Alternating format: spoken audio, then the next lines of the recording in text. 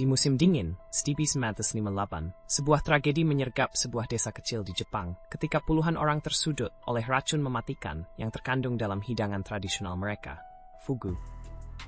Tawa dan percakapan hangat berubah menjadi kepanikan dan keheningan yang memekakkan ketika korban satu persatu terjatuh.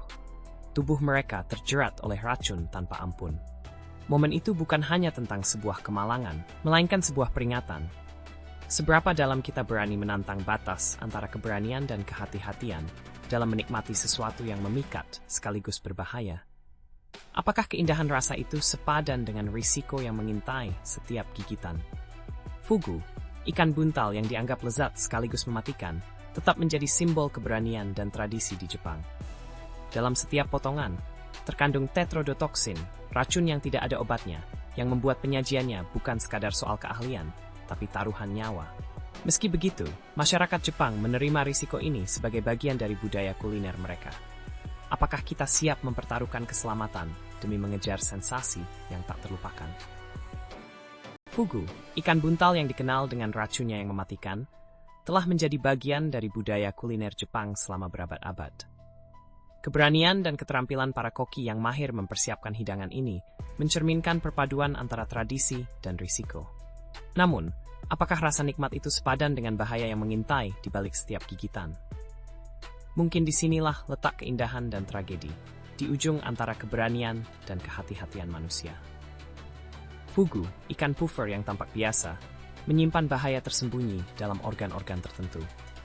Racun tetrodotoksin yang mematikan berkumpul di hati, ovarium dan bagian insang, menanti sentuhan tak hati-hati untuk mengancam nyawa. Keahlian para chef fugu bukan hanya seni memasak, melainkan seni memahami batas tipis antara kegagalan dan kelangsungan hidup. Dalam setiap gigitan, kita diingatkan bahwa keindahan rasa kadang datang dari ketajaman risiko yang tak terlihat. Di balik daging fugu yang lembut tersembunyi racun mematikan bernama tetrodotoksin, yang mampu melumpuhkan saraf dan menghentikan napas tanpa peringatan. Setiap gigitan membawa bahaya yang tidak terpikul oleh indera, menuntut ketelitian ahli dalam setiap potongannya. Keberanian menghadapi risiko ini menguak sisi kelam dari kenikmatan yang diperoleh manusia. Apakah nafsu akan rasa sepadan dengan taruhan nyawa yang diambil di meja makan? Mengolah fugu bukan sekadar memasak, melainkan sebuah seni yang menuntut ketelitian tinggi dan ketenangan luar biasa. Calon koki harus menempuh pelatihan panjang selama bertahun-tahun, diikuti ujian lisensi yang sangat ketat, karena kesalahan sedikit saja bisa berakibat fatal. Tradisi ini bukan hanya menjaga keselamatan, tapi juga melestarikan warisan budaya yang menghormati kehidupan. Pertanyaannya, sebuah anas mainium hanhamen nithang batas an medatatin risiko demi sebuah pengmaning pemafing. Sebelum 1958, pemerintah Jepang telah memberlakukan aturan ketat yang membatasi penanganan dan penyajian fugu, mengingat bahayanya racun tetrodotoksin yang terkandung di dalamnya. Namun, regulasi ini belum sepenuhnya menghilangkan insiden keracunan akibat kesalahan pengolahan atau penyajian yang sembarangan. Keberanian dan tradisi kuliner bertemu pada jalan yang berbahaya, menantang batasan hukum sekaligus nyawa. And dit have a kenk doorwefwops risimra keksteng sikor het be tham tu semot. Di tengah upaya membangun kembali negeri yang hancur pasca perang, masyarakat Jepang mencari pelarian lewat tradisi dan cita rasa yang menggugah selera. Fugu, ikan bertoksin tinggi, menjadi simbol keberanian sekaligus status, meski risiko kematian mengintai di balik setiap gigitan. Konsumsi fugu bukan sekadar soal makanan, melainkan cerminan ketegangan antara kehati-hatian dan hasrat akan kehidupan yang penuh tantangan. Apakah nilai budaya dapat membenarkan taruhannya? Setekan hawa mesbagi ditisian. Pada tahun 1958, sebuah tragedi mengguncang dunia kuliner Jepang ketika keracunan massal akibat konsumsi fugu melanda. Beberapa orang kehilangan nyawa, menyoroti betapa berbahayanya racun tetrodotoksin yang terkandung dalam ikan ini. Insiden tersebut memaksa regulasi ketat dan pelatihan khusus bagi para koki yang ingin menyajikan fugu. Apakah keindahan rasa sepadan dengan risiko yang mengintai di balik setiap gigitan?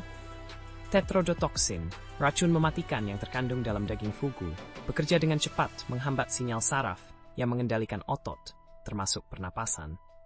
Gejala awal berupa mati rasa dan kesemutan berkembang menjadi kelumpuhan total, akhirnya menyebabkan kematian bila tidak ditangani dengan tepat dan segera. Kasus keracunan di Jepang tahun 1958 memperlihatkan betapa tipisnya batas antara kenikmatan kuliner dan bahaya mematikan. Napaistorisin tubuh serialismo, sistem nyaris sebuah pemahaman penuh akan konsekuensinya. Saat korban keracunan fugu tiba di rumah sakit, tim medis dihadapkan pada tantangan besar tanpa antidot yang efektif. Gejala awal yang samar seringkali terlambat dikenali, membuat proses diagnosis bergantung pada pengamatan ketat terhadap tanda-tanda pernapasan dan saraf.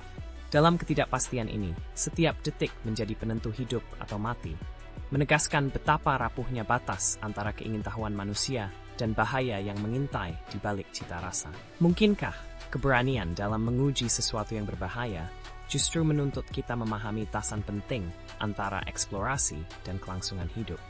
Di dapur tradisional Jepang, teknik pembuangan racun fugu bukan hanya sekadar keahlian, melainkan sebuah seni yang diwariskan dengan ketat. Setiap langkah memisahkan bagian beracun dengan presisi, menjaga agar racun yang mematikan tidak mencemari daging yang akan disantap. Namun, di balik keindahan ritual ini, tersimpan kenyataan pahit bahwa satu kesalahan kecil bisa berakibat fatal. Mungkinkah komitmen kita pada tradisi selalu sejalan dengan keselamatan yang sejati? Dalam tragedi Fugu 1958, kesalahan manusia muncul sebagai titik kritis yang memisahkan antara kelezatan dan kematian. Ketidaktahuan dan kelalaian dalam proses persiapan ikan beracun ini menunjukkan betapa rapuhnya garis antara seni kuliner dan bencana. Mungkinkah dalam pencarian cita rasa ekstrem, kita justru mengabaikan batas-batas keselamatan yang tak boleh dilanggar? Apakah hasrat manusia akan sensasi mengalahkan naluri bertahan hidup? Pemerintah Jepang segera mengambil langkah tegas dengan menerapkan regulasi ketat untuk mengawasi penanganan fugu, menjadikan proses pelatihan dan lisensi sebagai keharusan mutlak bagi para juru masak. Langkah ini tidak hanya untuk melindungi nyawa, tetapi juga menjaga warisan budaya yang terancam oleh risiko mematikan. Namun, di balik setiap aturan yang diatur ketat, muncul pertanyaan mendalam, sampai sejauh mana manusia siap mengorbankan kebebasan dan tradisi demi keamanan? Apakah kita rela melepaskan kegembiraan petualangan kuliner demi sebuah kepastian yang abadi? Ketika berita tentang keracunan fugu menyebar, media memainkan peran ganda sebagai pengawas, sekaligus pembentuk ketakutan kolektif. Lensa yang mereka arahkan tak hanya mengungkap bahaya tetapi juga menyoroti tradisi yang menggugah rasa ingin tahu dan keberanian. Dalam menghadapi informasi dan emosi yang campur aduk, masyarakat dihadapkan pada pertanyaan mendasar. Apakah rasa penasaran itu pantas dibayar dengan risiko nyawa? Mungkin, di balik setiap ketakutan besar, tersemsting kekuatan, termait batasan is full straining dan kebodohan. Di tengah ancaman maut yang menyelimuti setiap gigitan fugu, beberapa jiwa beruntung berhasil melewati badai racun dengan luka yang meninggalkan bekas dalam ingatan dan tubuh mereka. Proses pemulihan tidak sekadar menyembuhkan fisik, tetapi juga menggali ketangguhan batin, serta menghargai betapa rapuhnya kehidupan. Dari pengalaman ini, kita diajak merenungkan, apakah keberanian sejati lahir dari menantang bahaya, atau dari belajar menghormatas antara hidup dan mati? Deteksi racun tetrodotoksin dalam ikan fugu dulunya mengandalkan metode tradisional yang penuh risiko, seperti tes rasa kecil yang bisa berakibat fatal. Para ahli kuliner harus mengasah indera dan keberanian, memahami setiap tanda halus yang menunjukkan keberadaan racun mematikan ini. Praktik kuno ini bukan hanya soal keahlian, melainkan juga wujud pengabdian pada keselamatan dan kehidupan. Mungkinkah keberanian memahami bahaya menjadi jembatan antara rasa dan nyawa?